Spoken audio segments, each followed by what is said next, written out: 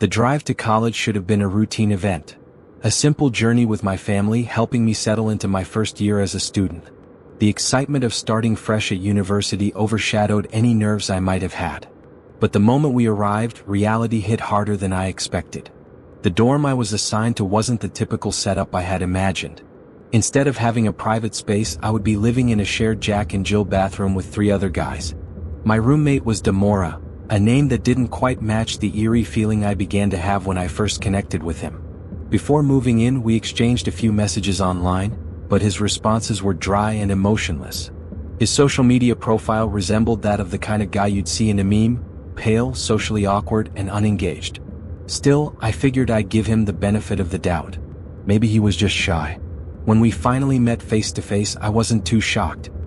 He looked exactly how I imagined, a scrawny guy with pale skin, barely an inch taller than me, with a peach fuzz mustache and an air of detachment that seemed almost practiced. His conversation was awkward and stilted, his responses quick and almost as if he couldn't wait to end the interaction. I asked him what kind of music he liked, trying to break the ice. He simply replied, "I don't listen to music. It doesn't fill my cup of emptiness." That was the first red flag. But I brushed it off, telling myself he was just introverted. When he set up his PS5, I thought, okay, maybe he's into gaming like me. But what I witnessed next made my skin crawl. Demora's gaming wasn't the problem. It was what he did while gaming. His body shook violently with every button press, his hands clutching the controller like it was his lifeline. It wasn't just the erratic movements that unsettled me, it was the noise. The guttural grunting, like some kind of primal reaction to whatever game he was playing.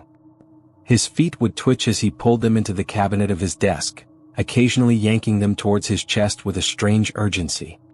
He muttered to himself, speaking in barely audible whispers that seemed more like chants. Sometimes, he would repeat whatever he whispered in a high-pitched giggle, almost as if he were in some kind of trance. It was disturbing to say the least, and it left me feeling uneasy every time I tried to sleep. I could hear him at all hours, his bizarre routine never ceasing, his unsettling whispers filling the room. But the worst was yet to come. It happened one night around 1 a.m. I had been out with some new friends from my dorm and came back later than usual. I expected Demora to be asleep, but as I entered the room, I noticed him lying still in bed, facing away from me. Quiet. Motionless. I tried to ignore the unsettling feeling creeping up my spine and moved toward my cabinet to put away my things. Then it happened. I could feel the hairs on the back of my neck rise, the sudden pressure of being watched. The air grew thick and the goosebumps on my arms were impossible to ignore. Against my better judgment, I turned around. Demora was sitting up in bed, staring directly at me with a slight, unnerving grin on his face. His eyes glistened in the dim light, but he said nothing. I froze, my heartbeat quickening. "Demora?" I whispered, my voice shaky. "What? Why are you looking at me like that?" He laughed, softly, almost too softly, as if the sound itself was hiding something darker beneath it. "Dark time," he muttered, his voice flat, before turning back toward the wall without another word. The encounter shook me to my core. It wasn't the first time something like this had happened either. Over the next few weeks, I caught him staring at me like this, always with that same unsettling grin. Each time, I felt more and more like I was losing my grip on what was real and what wasn't. By the time 3 months had passed, I had learned to tolerate Demora's bizarre habits as best as I could. But then things took another turn. One evening, I returned from my English class, late as usual, to find Demora acting strangely. He was pacing in the room, a look of mild panic on his face when he saw me. "Why are you back so early?" he asked, his voice trembling. I was confused. My class had ended late, which explained my return time. I asked if he needed the room to himself, but he dismissed me with an odd, exaggerated pose, like something out of an anime, and said, "Don't worry. It's nothing." Something about his behavior was off. I felt uneasy, but I shrugged it off. However, as I glanced at his desk, I saw something that stopped me in my tracks. A box. A box that, for reasons I couldn't explain, made my stomach churn. When I asked about it, Demora quickly dismissed it, saying it wasn't important. But it was too late. I had already noticed the missing items in the room, my iPhone charger and scissors. When I questioned him, he handed them back, but as he did, the box tipped over, spilling its contents onto the floor. What I saw made my blood run cold. A sticky note with my name on it. And inside the box, a pair of my socks, a disposable photo I had taken as a joke, a pair of glasses and something I couldn't understand, eyelashes. I snapped. I yelled at him to leave and he did without a word. My disgust was overwhelming. I immediately texted my RA, and though he wasn't available at that moment, he promised to come the next day. But when I went to hide the box, I discovered it was gone. I spent hours looking for it, but it was nowhere to be found. When my RA arrived, I explained everything, but without the box, he had no solid proof. I felt like I was losing my mind. Demora came back a few hours later, playing dumb and denying everything. To this day, I still don't know what was going through his mind. I've learned to stay out of the room as much as possible, but I can't stop thinking about that box. The photo, the socks, and the eyelashes. Why did he take them? What was the meaning behind them? What still haunts me the most is the name on that box. My name. The darkness is always watching. If you want more stories that send chills down your spine, like, share, and subscribe to Dark Echoes. Stay safe or don't. We'll see you next time. When I first arrived at the University of California, Berkeley, I had the typical college experience in mind. I joined a fraternity, balanced my studies with parties, and spent time socializing, all while trying to get my footing in the whirlwind of campus life. I had no idea how much that first year would challenge me, especially when I got my first real taste of the pressure and ambition that ran rampant on campus. Everyone seemed to be planning their futures, carving out paths for themselves, and building flawless LinkedIn profiles. I wasn't the most ambitious student. In high school, I was content to go with the flow. But suddenly, I found myself trying to present a version of myself that didn't feel like me, just to fit into the mold of the ultra-driven Berkeley student. As a freshman, I quickly got caught up in the frenzy, preparing for internships and networking with people I barely knew. It felt like my entire future hinged on these professional relationships, and my entire identity was tied to impressing others. Soon enough, my efforts paid off. An email popped up one day, an actual meaningful message from a prestigious business firm. I was stunned. It was an invitation for an internship interview, a real opportunity. The message was personal, not one of those generic form letters that go out to thousands of candidates. I spent hours obsessing over it, rereading the email like a nervous wreck before finally responding. Within a day, I was scheduled for a first-round interview. I threw myself into preparing for the interview. I researched the company, rehearsed my answers to every sample question I could find, and felt a mix of excitement and anxiety swirl inside me. Everything was moving so fast, and I had the sense that this could be the start of something big. Then I received a message from Armand Slowinsky. The name struck me, an odd name, a name I would never forget. He told me that he would be conducting the interview. Naturally, I decided to do some research on him. What I found, however, left me unsettled. There was nothing. No LinkedIn profile, no social media, no professional footprint at all. Just a ghost. I figured it was a matter of privacy, but the more I thought about it, the more uncomfortable I felt. Still, I pushed it aside and focused on the interview itself. The day of the interview arrived, and I met Armand's instructions with confusion. The meeting location wasn't a business office like I expected. Instead, he had directed me to a coffee shop in Oakland, a place that was far from Berkeley, a random spot that didn't make any sense. The entire situation was starting to feel more and more off, but I told myself that I had come this far. This might just be part of the game. I decided to share my confusion with my friend Riley. He immediately raised an eyebrow and suggested the whole thing felt fishy. I agreed, but the opportunity seemed too good to pass up. Riley even offered to drive me there, and I reluctantly accepted. I should have trusted my gut though. When we arrived, I asked Riley to drop me off a little ways down the street. I didn't want anyone to think I was too eager or had a friend drive me to the interview. As he drove off, I made my way to the location. But as I walked, I could feel something was wrong. I turned the corner and the so-called coffee shop wasn't there. Instead, I was standing in front of a massive construction site, surrounded by a scene of abandoned, crumbling buildings. I stared at the place in disbelief, my heart pounding. I double-checked the address and everything matched. But there was no coffee shop, no bustling cafe, just a deserted block. My phone, stuck in the past, had failed to update the location. Before I could process what was happening, a deep voice called out behind me, "Chuck." I whipped around. Standing there was a man, impossibly tall, dressed in a sleek black suit. He looked so out of place in this desolate, forgotten part of the city.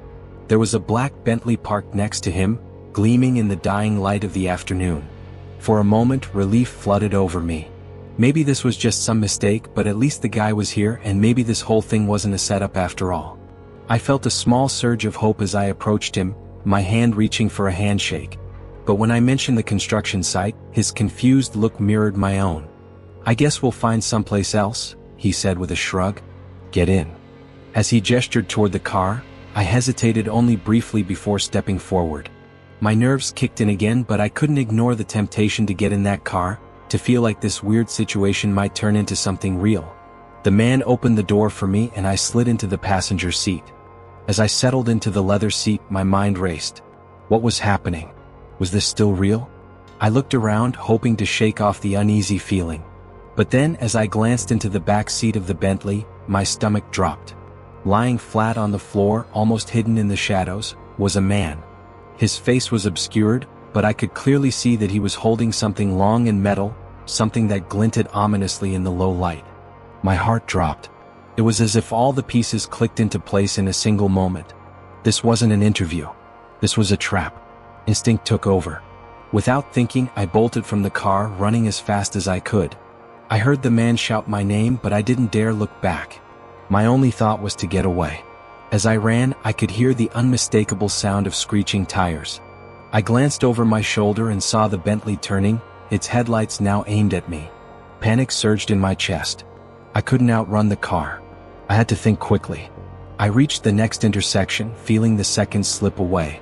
There was only one option, a fire escape ladder that seemed just low enough for me to grab. With every ounce of energy I had, I leapt upward, my fingers scraping the cold metal rungs. I pulled myself higher, each breath a desperate gasp, until I was on the roof, out of sight. I looked down just in time to see the Bentley screech to a halt below, the driver staring up at me. Then, without warning, the car sped off, disappearing into the distance. I didn't move for a while. I stayed on that fire escape until Riley found me, pulling me into his car in a daze. We didn't speak much on the way home, and I tried to block out the entire incident. But every so often, in the quiet moments, I hear the voice of that tall man calling my name. I can't forget what could have been my last day.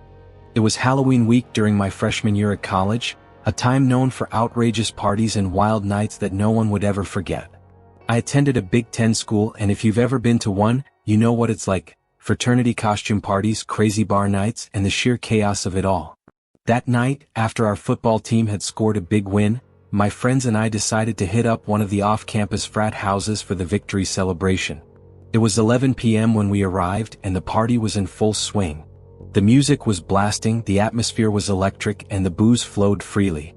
Everyone was hyped up, drunk, loud, and cheering on the win with chants directed at the team we'd beaten. The energy was infectious, and I was right in the middle of it, dancing with friends, drinking shots, and living in the moment. But here's the thing I never could have predicted. In the middle of all this fun, my phone died. I handed it off to my friend Alexandra, to put it in her purse while I made my way to the bathroom. At this point, the alcohol had taken full effect and I wasn't thinking straight. I told my friends I'd be back soon and headed off. While I was in the bathroom, I heard the loud scream of "Cops!" coming from a frat brother. It was like a wave of panic that swept through the party. People started scrambling, running in all directions. My heart raced. The door to the bathroom swung open as people charged past me, and I sprinted out to find myself face to face with a swarm of flashing police lights. There were cop cars everywhere. My friends, the people I had been with just moments ago, gone. My mind was spinning. I tried shouting for my friends, but in the chaos, it was impossible to spot them. Then I realized something worse. My phone was gone too. The night was a blur as I stumbled through the crowd, trying to find anyone familiar. The police were everywhere, interrogating the frat brothers, running after anyone underage who tried to flee. I was completely disoriented, drunk, and now completely alone. I didn't even know where to go. The frat house was miles away from campus, and I had no idea how to get home. It was cold. Really cold. October in the Midwest had a chill that sunk right into your bones, and with the wind biting at my skin, I knew I couldn't stay outside long. I had no choice but to keep moving. The buildings around me were unfamiliar, the streets empty, and the only sound was my own breathing as I trudged along. Eventually, I spotted a building in the distance. a structure I thought might be one of the campus's academic buildings. Hoping to get warm and maybe sober up a little, I approached and pushed open the door. The interior was dimly lit, with only a few exit signs glowing faintly. I figured I could take a break inside for a moment and get my bearings. But after a few minutes, I began to notice something strange. This wasn't an academic building, it was a warehouse. The eerie quiet of the place made my skin crawl, and the chill in the air wasn't helping. I was starting to feel off, the alcohol in my system still clouding my thoughts. I decided to leave, but when I tried to open the door, I realized it was locked. I froze. How could it have been locked from the inside? Panic started creeping in. I looked around and found another exit, but when I opened that door, it led me deeper into the building. The room I entered was small, bathed in a sickly red light. The faint hum of machinery buzzed in the background, and I could see chains hanging from the ceiling, steam filling the space. I could hardly believe what I was seeing. It felt like something straight out of a horror movie. I turned to leave, but the door behind me was now locked. The realization hit me like a punch to the gut. I was trapped. My heart hammered in my chest as the sounds of footsteps echoed from somewhere in the building. Every instinct told me to run, but I had no idea where to go. I could hear the footsteps drawing closer, slow, heavy, deliberate. Someone was coming for me. I couldn't stay in that room. The panic surged through me like a tidal wave, and I had to think fast. I spotted a door nearby, and as quietly as I could, I slipped through it. The thick chains hung in front of me, the air growing thicker with steam, and I stumbled through the maze of obstacles, trying to make as little noise as possible. I heard the door from the other room open. The footsteps were louder now, closer. My heart raced. I had only one chance. There was a window to my right. I rushed over to it, kicked it as hard as I could, and heard the satisfying crash as it shattered. The footsteps were right behind me now, and I knew I had only seconds to spare. I jumped through the window without thinking, landing hard on the ground below. I hit 2 recycling bins, the impact knocking the wind out of me, but I didn't stop to check for injuries. I scrambled to my feet, glancing back to see the window now empty, but I could feel eyes on me. Someone was watching. A figure appeared in the window frame, scanning the area. I froze, hidden in the shadow of some nearby pine trees. My breath caught in my throat as I watched him look around, every nerve in my body on high alert. When the figure disappeared from the window, I didn't hesitate. I bolted across the street, my legs burning with effort, but I couldn't stop. I had to get away. I didn't stop running until I reached the familiar side of campus. My heart still pounded in my chest when I finally made it back to my dorm. My friends were outside, frantic and worried. They told me I'd been gone for almost 4 hours. The next day I told them everything. Their mouths hung open in disbelief as I recounted the horror I'd experienced. After some digging, I learned that the building I had stumbled into had been abandoned for years. Whoever had been in that building with me wasn't security, wasn't a cop. It was a random person, someone who had been waiting for me. Even now, I can't shake the feeling of those footsteps following me. If I hadn't been quick enough, if I hadn't been quiet enough, I don't think I'd be here telling this story. The thought makes my stomach churn. The darkness is always watching.